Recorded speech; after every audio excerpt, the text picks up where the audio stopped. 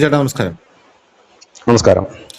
ചേട്ടാ, ഇന്ത്യയിൽ ജൻസി സമരം ഉണ്ടായതിനു ശേഷം പാകിസ്ഥാനിലും ഒരു ജൻസി സമരം ഉടലെടുക്കുന്നു എന്നുള്ള റിപ്പോർട്ടുകൾ പുറത്തു വന്നിരുന്നു. പാകിസ്ഥാനികൾ തന്നെ അത് പൊളിച്ചടുക്കി രംഗത്തെത്തിയിട്ടുണ്ടായിരുന്നു. അവർ പറഞ്ഞ സംഭവം വേറൊന്നുമല്ല. അവർ പറഞ്ഞ സംഭവം ഇന്ത്യക്ക് അനുകൂലമായിട്ടാണ് അവർ പറഞ്ഞത്. അവർ പറയുന്നത് നിങ്ങൾക്ക് അവിടെ ജൻസി സമരം നടത്താം, നമ്മളിവിടെ ജൻസി സമരം നടത്തിയ പാകിസ്ഥാൻ സർക്കാർ നമ്മുടെ തലയെ കൊണ്ട് ബോംബിടും എന്നാണ് അവർ പറഞ്ഞുകൊണ്ടിരുന്നത്. അതുകൊണ്ട് നിങ്ങൾ അത് നമ്മുടെ കയ്യിൽ നിന്ന് പ്രതീക്ഷിക്കില്ല എന്ന് അവർ കൃത്യമായിട്ട് പറഞ്ഞു. സോഷ്യൽ മീഡിയയിലൊക്കെ വീഡിയോസ് ഒക്കെ വൈറലാണ്. സമാനമായിട്ടുള്ള രീതിയിൽ നേപ്പാളിലും ജൻസി സമരം വരുന്നു എന്നുള്ളൊരു റിപ്പോർട്ട് പുറത്തു വന്നിട്ടുണ്ടായിരുന്നല്ലോ. അപ്പൊ അതിന്റെ ഒരു അലയൊലി തുടങ്ങിയിട്ടുണ്ട് നേപ്പാളിൽ എന്നുള്ളതാണ്. ഇവിടെ കഴിഞ്ഞ ദിവസം ഈ നേപ്പാളില് ഈ ജൻസി സമരം ഹിന്ദു ബോൽ ബാം ഘോഷയാത്ര എന്ന് പറഞ്ഞൊരു ഘോഷയാത്ര അവിടെ നടക്കുന്നുണ്ട്. ഹിന്ദു ബോൽ ബാം ഘോഷയാത്ര നമ്മുടെ സമാനമായിട്ടുള്ള കാൻവാർ യാത്രയൊക്കെ പോലെ നേപ്പാൾ അറിയാലോ, ഹിന്ദു രാഷ്ട്രമായിരുന്നു, ഇപ്പൊ മതേതര രാജ്യമാണ്. അപ്പോ ഇങ്ങനെയുള്ളൊരു സാഹചര്യത്തിൽ ആ ഹിന്ദു ബോൽ ബാം ഘോഷയാത്ര ആക്രമിക്കപ്പെട്ടു എന്നുള്ളൊരു വാർത്ത പുറത്തു വരുന്നു. അതിനകത്ത് ഈ ജൻസി സമരത്തിൽ ഉൾപ്പെട്ട ആൾക്കാരും ഉൾപ്പെടുന്നുണ്ട് എന്നുള്ള വാർത്തയാണ് നമുക്കിപ്പോൾ ലഭിക്കുന്നത്. അതെന്തിനായിരുന്നു അവരെ ആക്രമിച്ചതെന്ന് ചോദിച്ചാൽ, നിങ്ങൾ ഈ ഘോഷയാത്രയിൽ DJ സംഗീതം വെച്ചു എന്ന് പറഞ്ഞുകൊണ്ടാണ് ആ ഘോഷയാത്രയ്ക്ക് നേരെ കല്ലെറിഞ്ഞു. ആദ്യം കല്ലെറിയുമ്പോൾ സ്വാഭാവികമായിട്ട് ഒരു കല്ലേറുണ്ടായി. പോരാത്തതിന് കല്ലേറിന് ശേഷം അവിടെ ഒരു സംഘർഷാവസ്ഥ ഉടലെടുത്തു. സൻസാരിയിലെ ദേവാൻഗഞ്ച് എന്ന് പറയുന്ന ഒരു പ്രദേശത്താണ് ഈ സംഘർഷാവസ്ഥ ഉടലെടുത്തത്. ഈ സംഘർഷം പിന്നീട് എന്തായി മാറിയെന്നറിയാമോ? ഈ സംഘർഷം വെടിവെപ്പിലേക്ക് മാറി. ഈ വെടിവെപ്പിൽ ഒരു ഹിന്ദു നാമധാരി കൊല്ലപ്പെട്ടു.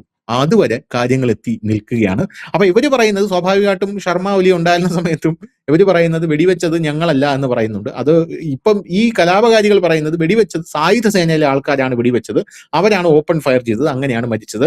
A Hindu Om Prakash Mehta was killed in the firing while over 20 people including security personnel were injured. 20 പേരാണ് അവിടെ ഇഞ്ചുവേർഡ് ആയിരിക്കുന്നത്. ഒരു ഹിന്ദു നാമധാരി ഓം പ്രകാശ് മെഹ്ത്ത എന്ന് പറയുന്ന ഒരാൾ മരിച്ചിട്ടുണ്ട്. അപ്പോൾ അവിടെ ഈ ജൻസി കലാപം വരുന്നു എന്ന് പറഞ്ഞ ശേഷം ഒരു വർഗീയ അന്തരീക്ഷം, ഒരു വർഗീയ സംഘർഷം ഉണ്ടാകുന്ന, അത് ഹിന്ദു കമ്മ്യൂണിറ്റിക്കിടയിൽ വലിയ രീതിയിലുള്ള ആങ്കർ, അതായത് വലിയ രീതിയിലുള്ള കോപം ജ്വലിക്കുന്നു എന്നുള്ള രീതിയിലാണ് ഇത് നമ്മുടെ ദേശീയ മാധ്യമങ്ങൾ ഇതിന് വാർത്ത ചെയ്തിരിക്കുന്നത്. ഈ ജൻസി തലമുറയിൽപ്പെട്ട പിള്ളേരൊക്കെ റോഡിൽ ടയർ കൂട്ടിയിട്ട് കത്തിച്ച് വലിയ രീതിയിൽ മുദ്രാവാക്യം വിളിക്കുന്ന ദൃശ്യങ്ങൾ പുറത്തു വന്നിട്ടുണ്ട്.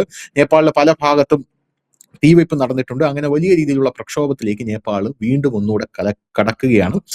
അവിടെ എനിക്ക് തോന്നുന്നു ബാലേന്ദ്ര ഷായോ അങ്ങനെ ആരോ ആണ് അവിടെ ഭരിക്കുന്നതെന്നാണ് എനിക്ക് തോന്നുന്നത്. ആ വ്യക്തിയാണ് ഇപ്പോൾ അവിടെ നിലവിൽ ഭരിക്കുന്നത്. ഇന്ത്യയുമായിട്ട് വലിയ ടേംസിലൊന്നും അല്ല നേപ്പാൾ നിലവിൽ പോകുന്നത് എന്നുള്ളത് മറ്റൊരു പ്രധാനപ്പെട്ട കാര്യം. ഇതേ തുടർന്ന് ഉത്തർപ്രദേശിലടക്കം ജാഗ്രത പ്രഖ്യാപിച്ചിട്ടുണ്ട് എന്ന് പറഞ്ഞൊരു വാർത്തയും വരുന്നുണ്ട്. അതും കൂടെ നമ്മൾ ഇതിന്റെ കൂടെ ചേർത്ത് വായിക്കണം. ഈ ഷാ എന്ന് പറയുന്ന ആൾ എങ്ങനെ അധികാരത്തിൽ വന്നറിയാം? ആദ്യത്തെ ജൻസി കലാപത്തിന് ശേഷം അവന്മാരെ തന്നെ കൊണ്ടുവന്ന ആളായത്. ജൻസിയുടെ പ്രതീകമാണ്. ഇദ്ദേഹത്തിന് ഒരുപാട് ആരാധകരുള്ള, അതെ കൊണ്ടുവന്ന ആളാണ്. അയാളാണിത്. അത് എല്ലായിടത്തും അങ്ങനെ തന്നെയാണ്. ഈ ഇങ്ങനെ യൂനിസിനെ കൊണ്ടുവന്നു ഇവന്മാര്. ഒരു വർഷം കഴിഞ്ഞപ്പോൾ തന്നെ യൂനിസുമായിട്ട് ഉടക്കി പിരിഞ്ഞു. അപ്പൊ പിന്നെ അങ്ങനെയാണ് കണ്ട രീതി. പക്ഷെ ഇതിന്റെ ആത്യന്തികമായ ലക്ഷ്യം ഹിന്ദു വിരുദ്ധതയാണ്. ഹിന്ദുക്കളെ തകർക്കുക എന്നുള്ളത് തന്നെയാണ് ഈ ജൻസി രൂപത്തിൽ വരുന്നത്. അതെന്തുകൊണ്ടാണെന്ന് ചോദിച്ചാൽ, ഈ ജൻസിയുടെ പിന്നിൽ നിൽക്കുന്ന ആരൊക്കെയാണ്? ജമാഅത്തെ ഇസ്ലാമി. അവരുടെ ലക്ഷ്യം എന്തായാലും ശരിയത്ത് രാജ്യം വരണമെന്നാണല്ലോ. പോപ്പുലർ ഫ്രണ്ട് അവരുടെ സംഘടനകളാണ് കൂടുതലുള്ളത്. അവരുടെ ലക്ഷ്യം എന്താണെന്ന് നമുക്ക് അറിയാമല്ലോ. പിന്നുള്ള ഇടതുപക്ഷ സംഘടനകൾ, അവർക്ക് ഈ രാജ്യം കുട്ടിച്ചോറാക്കിയിട്ട് അവരുടെ കാര്യങ്ങൾ മുമ്പോട്ട് കൊണ്ടുപോകണമെന്നാണ് അവരുടെ ലക്ഷ്യം. അപ്പൊ ഇതിനെല്ലാം തടസ്സമായി നിൽക്കുന്നത് ഹിന്ദു കമ്മ്യൂണിറ്റിയാണ്. ആ കമ്മ്യൂണിറ്റിയെ തകർക്കുക എന്നുള്ളതാണ് ലക്ഷ്യം. തുടക്കത്തിൽ ഇവർ ഇതേ രീതിയിൽ വരികയും പിന്നീട് അവരുടെ വിശ്വരൂപം കാണിച്ചു കൊടുക്കുകയും ചെയ്യുന്നുണ്ട്. കാരണം ഈ കൻവാർ യാത്രയ്ക്ക് സമാനമായ ഒരു യാത്രയാണ് ഇപ്പൊ നേപ്പാളിൽ നടക്കുന്നത്. കാരണം ഇത് ശ്രാവണ മാസ ആരംഭമാണ്, ശ്രാവണ മാസമാണ്. ശ്രാവണ മാസ ആരംഭത്തിൽ ഇതിനൊക്കെയുള്ള അനവധി തീർത്ഥയാത്രകൾ നോർത്ത് ഇന്ത്യ ഹിന്ദു വിഭാഗത്തെ വിശ്വാസികളുടെ ഇടയിലുള്ളതാണ്. നമ്മുടെ നാട്ടിലുണ്ട്. നമ്മളതിന് നാലമ്പല യാത്ര, നാലമ്പല ദർശനം എന്ന് പറഞ്ഞിട്ട് നമ്മുടെ കേരളത്തിലുണ്ടത്. പിന്നെ രാമായണ മാസം, നാലാമ്പല, ഇതേ സെയിം തന്നെ എല്ലായിടത്തും ഹിന്ദുക്കളും വിവിധ രീതിയിലാണ് അവരുടെ ആചാരം എന്നുള്ളത് മാത്രമേ ഉള്ളൂ. അപ്പം ഇത് ഒരു വലിയ ഇതിൽ നിന്ന് ഒരു കാര്യം, ജൻസികളുടെ തനിനിറം പുറത്തായിട്ടുണ്ട്. അവരുടെ പൂച്ച് പതുക്കെ പുറത്തായി വരുന്നു എന്നുള്ളതാണ്. നേപ്പാൾ ഒരു ഹിന്ദു രാഷ്ട്രമായതുകൊണ്ടാണ് ഹിന്ദു റാലി അവർ ആക്രമിക്കുന്നത്. അപ്പം ഇതിന്റെ പിന്നിൽ ഒരു വലിയ അജണ്ടയുണ്ട്. അത് ഹിന്ദു നശീകരണത്തിനുള്ള ഒരു അജണ്ടയാണ്. അതിൽ നിന്ന് വ്യക്തമാകും. ഇവിടെയാണ് ഇന്ത്യയിൽ വീണ്ടും കൻവാർ യാത്ര ആരംഭിക്കുന്നത്. ഇത്തവണ കൻവാർ യാത്രയിൽ 4 കോടി പേർ പങ്കെടുക്കുമെന്നാണ് അറിയാൻ കഴിയുന്നത്. 4 കോടി പേരെങ്കിലും കുറഞ്ഞതുണ്ടാകുമെന്നാണ് അറിയാൻ കഴിയുന്നത്. ദില്ലി ഡെറാഡൂൺ എക്സ്പ്രസ് ഹൈവേയിൽ കൂടെ മാത്രം 55 ലക്ഷം പേര് കടന്നു പോകുമെന്നാണ് ഇപ്പോൾ സർക്കാരുകൾ കണക്ക് കൂട്ടുന്നത്. ഒരു സർക്കാർ മാത്രമല്ല, ദില്ലി, UP, ഉത്തരാഖണ്ഡ്, രാജസ്ഥാൻ, മധ്യപ്രദേശ് ഒക്കെ ഉണ്ട്. ഹരിദ്വാറിലേക്കാണ് ഈ ശിവഭക്തർ കാൽനടയായിട്ട് പോകും. കാൽനടയായിട്ട് ചെറിയ ചെറിയ ഗ്രൂപ്പുകളായിട്ട് പോകും. ഈ ഗ്രൂപ്പുകൾ അവിടെ ചെന്നിട്ട് ഗംഗാജലം ശേഖരിച്ചുകൊണ്ട് അവരവരുടെ ഗ്രാമങ്ങളിലേക്ക് തിരിച്ചു വരും. അവിടുത്തെ ശിവക്ഷേത്രത്തിൽ ഇത് അഭിഷേകം ചെയ്യും, അതിൽ നിന്ന് തീർത്ഥം എടുക്കുക. ഇതാണ് ഒരു ആചാരത്തിൻ്റെ ഇത് വ്രതം പിടിച്ചുകൊണ്ട് നഗ്നപാതരായിട്ടാണ് ഇവർ നടക്കുന്നത്. പക്ഷെ ഇത് കഴിഞ്ഞ വർഷങ്ങളിലൊക്കെ, കഴിഞ്ഞ കാലങ്ങളിലെല്ലാം ഈ യാത്ര നടക്കുമ്പോൾ ഈ യാത്രക്കെതിരെ വലിയ രീതിയിലുള്ള ആക്രമണം ഈ രാജ്യത്ത് നടക്കാറുണ്ട്. അതായത് ഇവർ ഈ ജലവും കൊണ്ട് കഴിഞ്ഞ തവണത്തെ ആക്രമണം, കാരണം ന്യൂസ് ഇന്ത്യ മലയാളം ഇതല്ല ഞാൻ പറഞ്ഞത്, നമ്മുടെ ഡെയിലി അപ്ഡേറ്റ് ചെയ്ത ന്യൂസ് ചാനൽ എടുത്ത് നോക്കാമെങ്കിൽ എല്ലാ വർഷവും ഈ സീസണിൽ ഒരു 19 വാർത്ത ഇത് സംബന്ധിച്ച് വരാറുണ്ട്. അപ്പം ആ സമയത്ത് എന്താ സംഭവിക്കുന്നത് വെച്ചാൽ ഇവർ ഗംഗാജലം കൊണ്ടുവരുമ്പോഴത്തേനും ഇവർ വിശ്രമിക്കാനും മറ്റും ഇരിക്കുന്ന സമയത്ത് അവിടത്തേക്ക് ഈ ജലത്തിനകത്ത് മാംസ കഷ്ണങ്ങൾ കൊണ്ടിടുക. അതുപോലെ തന്നെ ഈ കാൻവാർ യാത്രയ്ക്ക് വരുന്നവർക്ക് കടക്കാരാണ് ഈ പ്രശ്നം മുഴുവൻ ഉണ്ടാക്കുന്നത്. കടലിൽ നിന്ന് ഈ മലിനജലം, അതായത് മത്സ്യം കഴുകിയതിന്റെയോ ഇറച്ചി കഴുകിയതിന്റെയോ വെള്ളം ഇവരുടെ ദേഹത്തേക്ക് ഒഴിക്കുക. അതുപോലെ തന്നെ ഇവർ ഫുഡ് കഴിക്കാൻ കയറുമ്പോഴേക്കും പിന്നെ അതിനകത്ത് നോൺ വെജിന്റെ അംശങ്ങൾ കൊടുക്കുക. അതിലെ നോൺ വെജ് കടകൾ വെജ് കടകളായി മാറിക്കൊണ്ട് നടത്തുന്ന അഭ്യാസങ്ങൾ, ഇതൊക്കെയാണ് സംഘർഷത്തിന്. അപ്പൊ സ്വാഭാവികമായും ഇങ്ങനെ ഒരു ഇഷ്യൂ ഉണ്ടാകുമ്പോൾ ഈ തീർത്ഥാടകർ എന്ത് ചെയ്യും? അവർ പ്രതികരിക്കുമ്പോൾ ലഹളയായി മാറുക. ലഹള ഉണ്ടാക്കുക എന്നുള്ളത് ലക്ഷ്യത്തോട് തന്നെയാണ്. അങ്ങനെയാണ് കഴിഞ്ഞ വർഷം ശ്രീ യോഗി ആദിത്യനാഥ് ഒരു നിയമം കൊണ്ടുവന്നു. അദ്ദേഹം പറഞ്ഞു, ഈ കടക്കാരെല്ലാം അവരവരുടെ പേരും ഫോൺ നമ്പരും കടയുടെ ഫ്രണ്ടിൽ പ്രദർശിപ്പിക്കണം. ഈ യാത്ര കടന്നു പോകുന്ന വഴിയിലെ എല്ലാ ഹോട്ടൽസും എല്ലാ കടക്കാരും ഒക്കെ അവരുടെ പേര് കാണുമ്പോൾ അറിയാമല്ലോ ഇത് ഞങ്ങൾക്ക് കയറാൻ പറ്റുന്ന കടയാണോ കയറാൻ പറ്റുന്ന കടയല്ല. ഇപ്പൊ നോൺ വെജിന്റെ കട നടത്തുന്ന ഒരാൾ നമുക്കറിയാം, നമ്മുടെ ശബരിമല സീസൺ വന്നു കഴിഞ്ഞാൽ നമ്മൾ ആ എരുമേലി തൊട്ട് തെക്കോട്ട് ശബരിമല വരെ സഞ്ചരിക്കുമ്പോൾ റോഡിന്റെ രണ്ട് സൈഡിലും സ്വാമിയെ ശരണമയ്യപ്പ എന്നുള്ള കടകളൊക്കെയാണ് കൂടുതൽ നമുക്ക് കാണാൻ കഴിയും. അയ്യപ്പന്റെ ഹോട്ടൽ, പിന്നെ മണികണ്ഠൻ ഹോട്ടൽ, സ്വാമി ഹോട്ടലൊക്കെ കാണാൻ കഴിയും.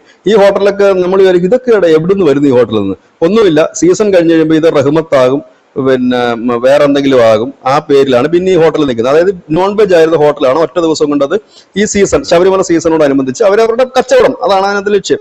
ഇത് കണക്കാക്കും. അങ്ങനെ ആക്കുന്നതുകൊണ്ട് കുഴപ്പമൊന്നുമില്ല. വെജ് ഭക്ഷണം അവർക്ക് നല്ല രീതിയിൽ കൊടുത്താൽ കുഴപ്പമൊന്നുമില്ല.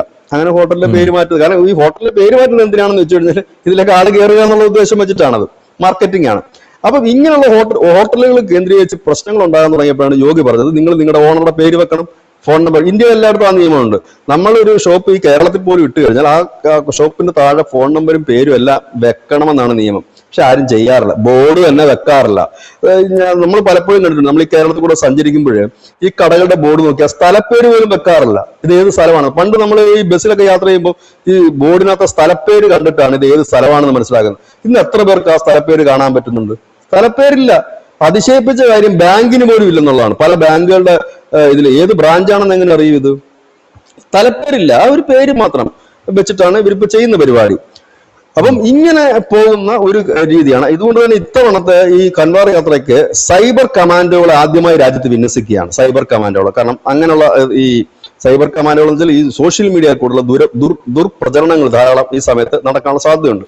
ഇത്തവണ ഈ 4 കോടി പേര് ഇതിൽ പങ്കെടുക്കുന്നു എന്ന് പറയുമ്പോൾ ധനുഷ്, അതിന്റെ ഒരു സെക്യൂരിറ്റിയുടെ ആ ഒരു ടെൻഷൻ നമുക്ക് മനസ്സിലാക്കാൻ പറ്റും. ഇത്രയും പേർക്ക് സെക്യൂരിറ്റി കൊടുക്കുക, ഇത് വെറുതെ അല്ല. ഒരു 100 കണക്കിന് കിലോമീറ്ററാണ് ഈ യാത്ര കടന്നു പോകുന്നത്.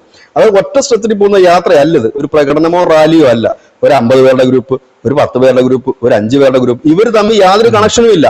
ചിലപ്പോൾ ധനുഷിന്റെ നേതൃത്വത്തിൽ ഒരു 10 പേര് തിരുവനന്തപുരത്ത് നിന്ന് സ്റ്റാർട്ട് ചെയ്യും, ഇപ്പൊ എന്റെ നേതൃത്വത്തിൽ ഒരു 10 പേര് ആലപ്പുഴ. നമ്മളൊന്നും ഒരു കണക്ഷനും ഇല്ല. നമുക്കെല്ലാം ലക്ഷ്യം ഒന്നുള്ളത് ഹരിദ്വാർ പോവുക, ഗംഗാജലം ശേഖരിക്കുക എന്നുള്ളതാണ്. നമ്മളിങ്ങനെ പല ഗ്രൂപ്പായിട്ട്, ഇപ്പൊ ശബരിമല വരുന്നില്ല ഭക്തര്, അവര് ഒരു ഗ്രൂപ്പാണോ? അല്ല, അവർ പല സ്റ്റേറ്റിൽ നിന്ന് പല ഗ്രൂപ്പായിട്ട് വരുന്നു, അവിടെ അവരെത്തുന്നു. അയ്യപ്പന്മാരാണ് എല്ലാവരും എന്നുള്ളതാണ്. അവർ പല ഭാഷ സംസാരിക്കുന്നവർ, പല രീതി സംസാരിക്കുന്നവരൊക്കെയാണ്. അപ്പം ഇത് ഏറ്റവും കൂടുതൽ ജാഗ്രത ഇപ്പൊ UP പാലിക്കപ്പെട്ടിരിക്കുകയാണ്. UP മാത്രമല്ല, ഈ പറയുന്ന ഡൽഹി അടക്കമുള്ള സ്റ്റേറ്റുകളിൽ. കാരണം ഇത് ഇങ്ങനെ വരാം. കാരണം ഈ ജെൻസി എന്ന് പറഞ്ഞുകൊണ്ട് എന്ത് പേക്കൂത്തരം കാണിക്കാന്നുള്ള നിലയിലേക്ക് പലരും ഇറങ്ങാൻ സാധ്യതയുണ്ട് ഇനി. അതായത് ജെൻസി സമരം എന്ന് പറഞ്ഞിട്ട് ഇപ്പൊ പിള്ളേരല്ലേ, അവരെന്തും കാണിക്കും, അവർ റിയാക്ട് ചെയ്യും എന്ന് പറഞ്ഞുകൊണ്ട്. കാരണം ഇവരുടെ സമരത്തിന് പിന്നിൽ ആരാണെന്ന് മാത്രം നോക്കിയാൽ മതി ഇവരുടെ ലക്ഷ്യം എന്താണെന്ന് തെളിയാനായിട്ട്. കാരണം ഇവര് ഒറ്റയ്ക്കല്ല സമരത്തിന് ഇറങ്ങുന്നത്. ഇവരുടെ പിന്നില് നവസഭക്കാരുണ്ട്, മതപരിവർത്തന ലോബികളുണ്ട്, ജമാഅത്ത് ഇസ്ലാമി ഉണ്ട്, പോപ്പുലർ ഫ്രണ്ട് ഉണ്ട്, നക്സൽസ് ഉണ്ട്, അർബൻ നക്സൽസ് ഉണ്ട്. അങ്ങനെയുള്ള സകലമാന ടീമുകളും ഉണ്ട്. പാർട്ടികളാണ് മുന്നിൽ നിൽക്കുന്നെങ്കിലും പുറകിൽ നിൽക്കുന്നത് തേളും രാജവമ്പാലയും ഒപ്പം തന്നെ പഴുതാരയും ഒക്കെ അടങ്ങുന്ന ഒരു സംഘമാണ്, ഞണ്ടും ഒക്കെ അടങ്ങുന്ന ഒരു വലിയ സംഘമാണ് നിൽക്കുന്നത്. ഇതാണ് ഇതിൽ കാണുന്നത്. ഇപ്പൊ നേപ്പാളിൽ തനിനിറം പുറത്ത് വന്നു കഴിഞ്ഞിരിക്കുന്നു. ഇപ്പോൾ കാൻവാർ യാത്രയുടെ സമയമാണ്. 1 മാസക്കാലം നീണ്ടു നിൽക്കുന്ന ഒരു തീർത്ഥാടന കാലമാണിത്. ഇതിനകത്ത് എന്താണ് എന്നുള്ളതാണ്, ഇനി ഇവന്മാർ എന്തൊക്കെയാണ് ഇനി അടുത്ത കാണിക്കുന്നത് എന്നുള്ളതാണ് നോക്കേണ്ടത്. കാരണം ഇപ്പോൾ ഈ മോഹൻ യാദവിന്റെ ഒരു വാർത്ത നമ്മൾ സ്റ്റോറി അല്പം മുമ്പ് നമ്മൾ എടുത്തിരുന്നു. അവിടെയും ഈ യാത്രയ്ക്കും കൂടെ ഒരു സുഗമമായ യാത്ര നടത്തിപ്പിനും വേണ്ടി കൂടെയാണ് അദ്ദേഹം ആ സമരത്തിന്റെ ഒരു മുൻകൈ എടുത്തത് പെട്ടെന്ന് അവസാനിപ്പിച്ചത്. കാരണം ഇങ്ങനെ ഒരു റാലിയും കാര്യങ്ങളും നടക്കുമ്പോൾ അതുവഴി ഒരു തീർത്ഥാടന യാത്ര പോകുന്നു. ഇപ്പൊ ആരെങ്കിലും ഒളിഞ്ഞിരുന്നൊരു കല്ലെറിഞ്ഞാൽ പോരെ, ഒരു ഘോഷയാത്ര പോകുന്നു, ഒരു തീർത്ഥാടനം പോകുന്നു, ഒളിഞ്ഞിരുന്ന് ഒരു രഹസ്യമായിട്ട്, ഇനി അവർ ആരും ആയിക്കോട്ടെ, അവൻ ഒളിഞ്ഞിരുന്ന് ഒരു കല്ലെടുത്ത് എറിഞ്ഞു കഴിഞ്ഞാൽ അതിന്റെ ആംഗിൾ മാറിയില്ലേ? അതോ ഏറ് കൊള്ളുന്നവൻ ഹിന്ദു ആയതുകൊണ്ടോ മിണ്ടാതിരിക്കണം നിയമം വല്ലതും ഉണ്ടോ? ഇല്ല, അവൻ പ്രതികരിക്കും, സ്വാഭാവികമായത് കലാപത്തിലേക്ക് പോകും. ഏതായാലും ജൻസികളുടെ തനിനിറം പതുക്കെ പതുക്കെ പുറത്തേക്ക് വരുന്നു എന്നുള്ളതാണ് ഈ വാർത്തയുടെ ഏറ്റവും പ്രധാനപ്പെട്ട ഒരു തലക്കെട്ട്.